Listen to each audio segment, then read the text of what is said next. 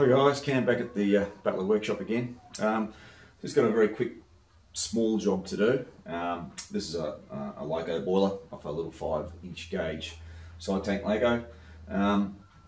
My brother, who does boiler builds on the side, mainly the bigger 7 1/4 and 5-inch gauge in duplex or steel. He did this one in copper. He wasn't able to finish it off due to the fact that he was building his new home and his new workshop, but he did pre-form everything up, and the guy that he did the job for, which is a good mate of ours, Pep, took it over to a professional boiler maker who then proceeded to put it together, and he's made a bit of a butcher's job of it. We've got several leaks over under the hydro. We found out that he'd actually used some flux coated silver solder, which is a big no-no. He's had it in and out of the pickling bar for the last couple of weeks, trying to get as much of the rubbish out of this as he can, so he can start working on it again. It's still got muck coming out of it. As you know, when you're silver soldering, you've got to have it absolutely spotless, and he's in a bit of strife there. But the biggest issue was the bloke who did the job tubed it in tubes that weren't to the standard. The 7/16 tubes that are up inside here are 0.7mm thick on the wall thickness. Minimum under the miniature code is 0.9. So we've had to get the tubes out, or Andrew's had to get the tubes out. There's one more left in there I've got to get out. So we've got some 1-inch tubes in here, which are for the superheaters, and the rest of the 7/16. So job is to drill through, clean them out at the back of the back head here at the firebox end, get them reamed out the size, ready to take the new 5/16 tubes that are going to be re-silver soldered back into this. So it's only a little job. It's not going to take long. Got a few little jigs to make up for our drills and our reamers to get them to be able to fit down inside there. So we'll run by it, and we'll see how we go. All right, see you soon. Righto. First issue with this particular boiler we're going to have a look at is the joints. The chappie who did this used flux coated rod. Big mistake. It's just put so much rubbish into this, and my brother has spent weeks in the pickling baths trying to get this cleaned up, and it's still getting muck coming out of it. It's almost at the stage where it's a throwaway. Very, very frustrating. But one of the biggest issues was it's not to code. The tubes, the copper tubes that were put in here are 0.7mm thick, and under the Australian miniature code, 0.9mm wall thickness is the minimum. So we've had to take all these out. But we're going to drill through. I know we can't see in there, but we're going to be drilling through and then cleaning out the tubes at the back end. So I've got to make up some little drilling jigs to be able to do that, to try and get that out. These are all 7/16, and we've got the 1-inch ones here that have the superheater tubes through them. So we're going to get the tubes fixed up first, and then my brother Andy's going to go through and try and deal with the rest of the mess that this is. So fortunately, I got the easy bit. I think is trying to get the tubes. We've got all the tubes out. I've got one that's still stuck in here. That's a 1-inch one. I've got to do a little bit more work to try and get that one out. So I'll get that out first. We'll go through the jigs that we're going to make up to be able to come right through these tube holes and the front tube plate up to the rear tube plate to get them drilled out. So yeah, it won't be easy, but we'll see how we go anyway. We'll give it a burn.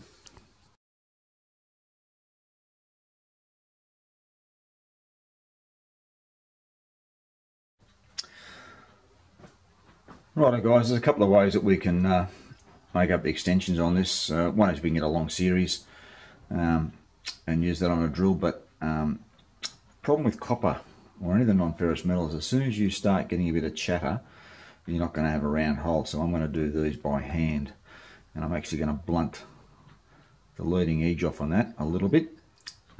So I've actually got to use a little bit of force. It's not going to try and pull itself through. We'll see how that goes. It's down to my local auto parts store, and I've bought a little adapter here. So I've got to machine this diameter here, this head diameter, back to 11mm, so I can get it through the front tube plate, because it's going to have to go through the tube plate to get down to the back head to clean it out. I'm going to start off with an 11mm drill, which is about 1/5 thou shy of the 7/16.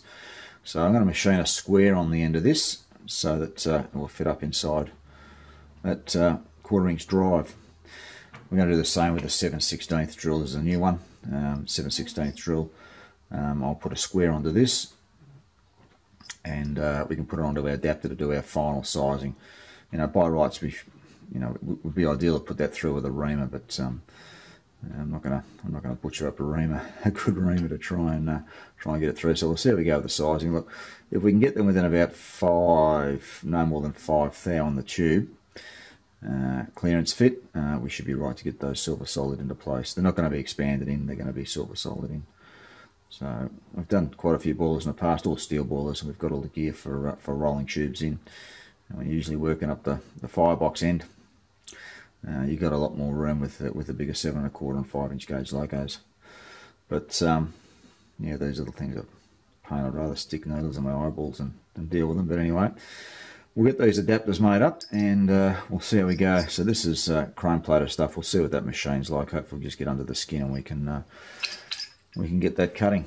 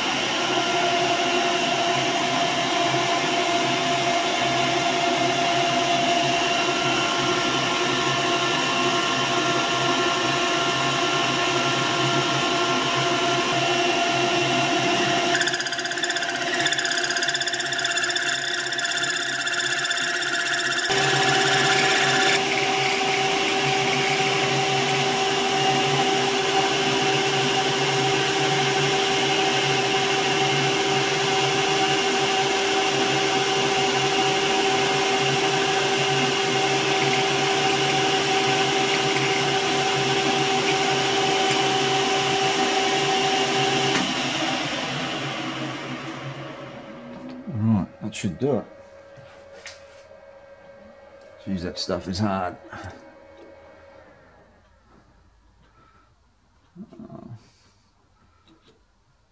Yeah, about 10.4, right. We'll see how that fits into the tube plate. Alright guys, we've just touched off on this. I've got one of these square Stephenson's blocks, these AR32 Stephenson's blocks, so I've got a square one. I've also got a hex one, but we're doing the flats on these, the 4 flats, to fit up into our square drive. So it's going to slip onto that and allow us to get down through that tube plate to fit those out. I'm just going to put a T-bar handle on these, just a tapping T-bar handle just to drive it through. So we want to try and get that square to be a neat fit in there. So we'll make a start on it.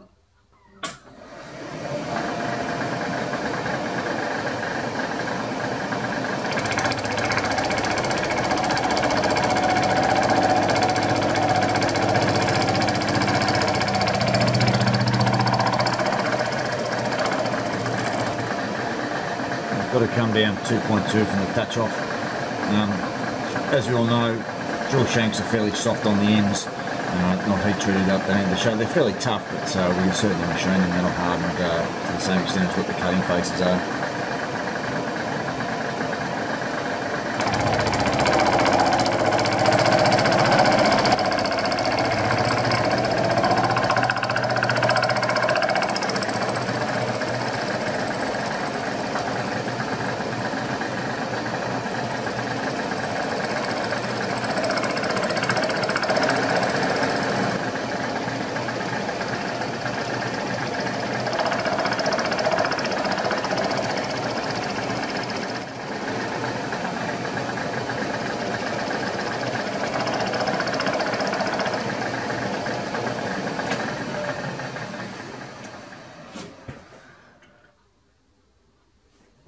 I'll just take the edges off this and we'll see how we go.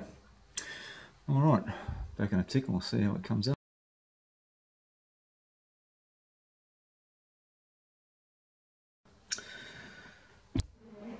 Alright, so when I machine this, yeah, we've probably got about 10 thou slop onto our little square drive. So all I do there it's rough I know, but it's only a one-off job, is to upset with a centre punch, just to upset the material, and that will now become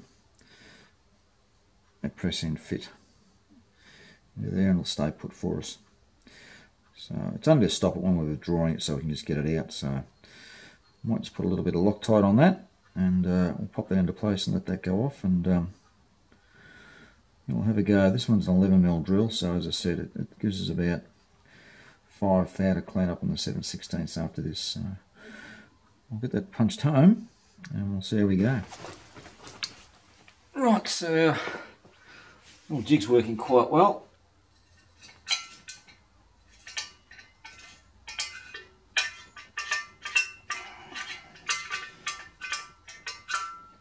Basically just cuts out the old bit of tube that's been silver soldered in there. Cleans out the hole.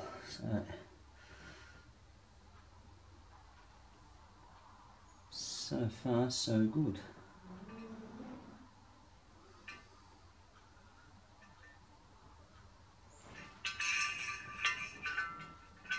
There's a couple here that I might have to make up a little drift, so I can put down there and just open up where all the raggedy bits of copper tube that have been left over, just to get them out of the way to get the drill through. But we'll get as many as we can with this, like this done.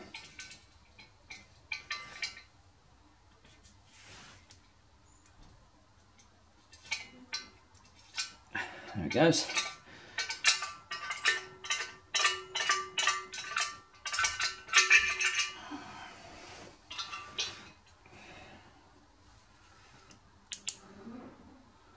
That's doing a really neat little job there.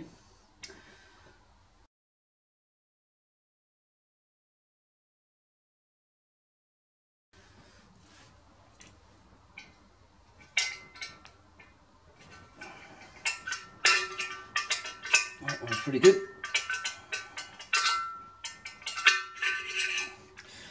Right, well I'll keep working through with these and get these all cleaned out.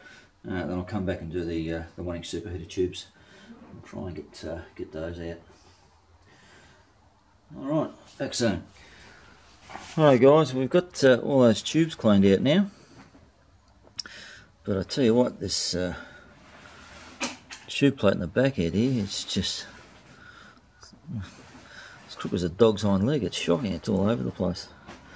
So anyway, I've got them cleaned out, a little bit raggedy on the ends, but I'm going to take them over to my brother's and we'll try one of the tubes in and see how it goes. I've only taken them out to 11mm, which is, as I said, a few thou shy of 7/16. So we'll see how we go.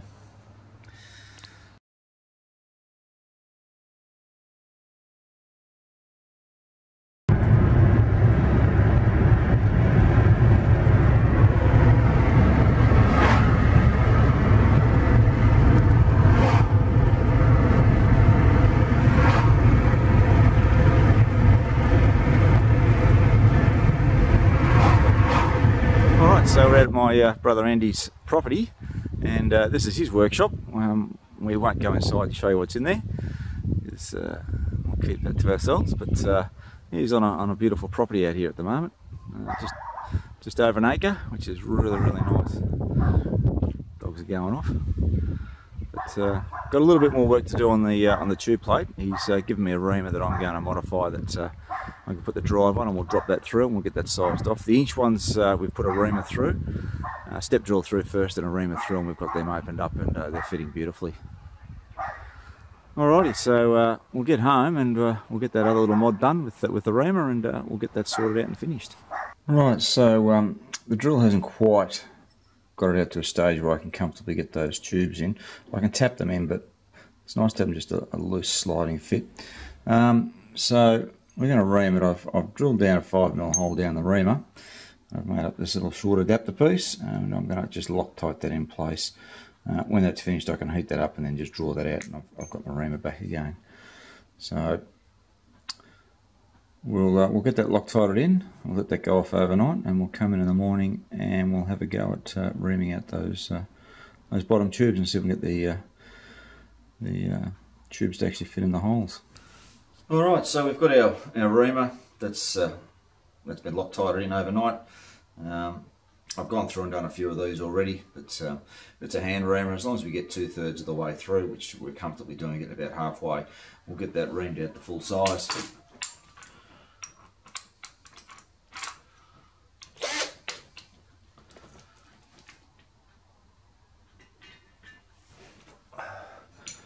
A little torch so I can see.